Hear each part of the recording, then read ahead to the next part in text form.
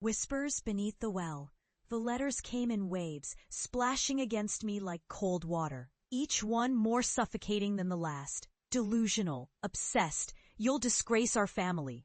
But it wasn't until the last shout of derision echoed through the room that I truly felt the weight of their disdain.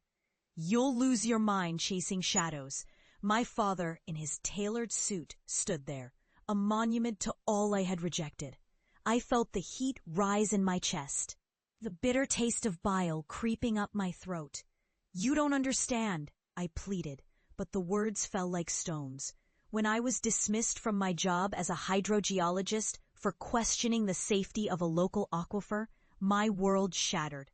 I had pointed out the potential contamination from the old, forgotten wells, the very wells that the town's tourism thrived on. My insistence that something sinister lurked below the surface turned me from an expert into a pariah. They ridiculed my passion, my need to uncover the truth. To them, I became the very shadow I sought to illuminate. Drowning in disappointment, I sought refuge in the legends my family dismissed as mere folklore. Tales of cursed wells, of dark secrets buried in the earth. Years passed. I became a ghost in my own existence, a hermit consumed by whispers of the underground. In solitude, I mapped the cursed territories, listening intently to the murmurs of the townsfolk. The echoes of their blood-soaked histories. I plunged deeper into the abyss of my obsession, uncovering something more profound than water contamination. A sentience intertwined with the very aquifers I once tried to protect.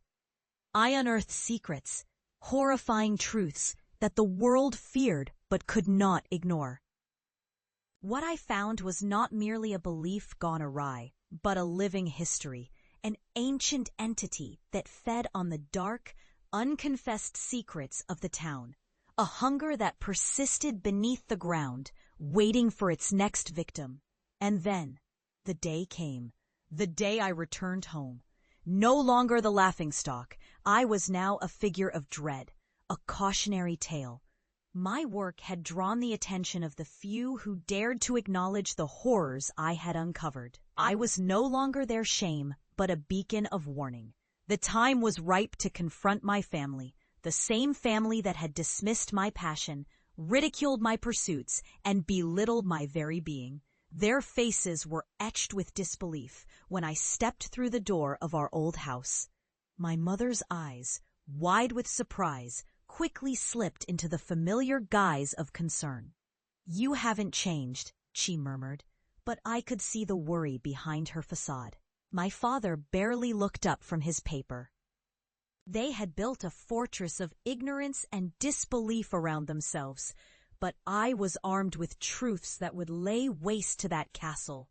As dusk settled around us, the air grew thick with tension. I told them about the entity I had uncovered, the one that had sent my colleagues running for cover. I could see their eyes dancing with skepticism. My words bounced off them like rain on a stone. But the air shifted. The house began to groan. The walls whispering secrets of their own.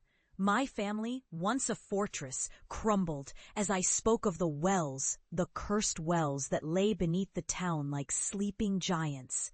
Then the lights flickered, plunging us into darkness. I felt it before I saw it, a chill creeping across my skin, a sensation that something unseen hovered at the edge of our world. I turned to my parents, their faces pale under the dying light. "You think I'm mad? You mocked me for believing in things you can't see," I hissed. "But what I've uncovered is real, and it's here." In that moment, the ground beneath us trembled. A low, rumbling growl echoed up from the basement.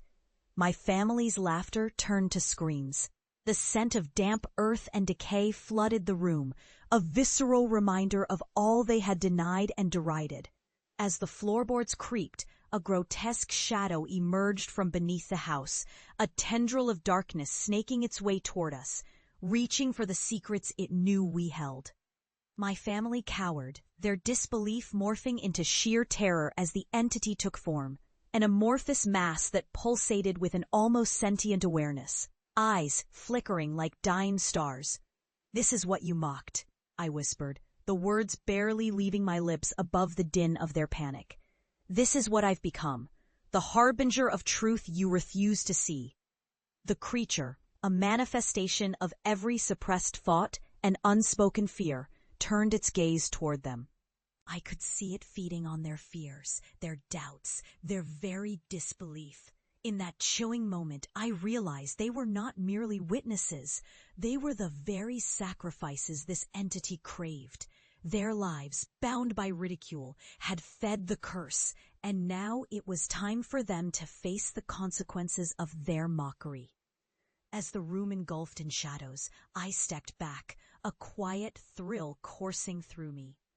I had become what I always feared, a vessel for the truth. My family's screams were drowned out by the cacophony of the past, the echoes of their laughter, their scorn sealing their fate.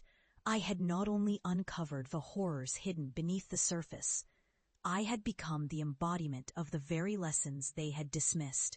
When silence fell and the shadows receded, I stood alone in the remnants of my childhood home, the air heavy with the weight of unspoken truths. In my quest for validation, I had embraced the darkness, transcended their cruel laughter. My family's disbelief was now a ghost, a chilling reminder that some truths should never be mocked. And as I walked away, the whispers of the well echoed in my mind, forever binding me to the knowledge that some curses are not meant to be ignored, but understood, etched into the very fabric of our existence.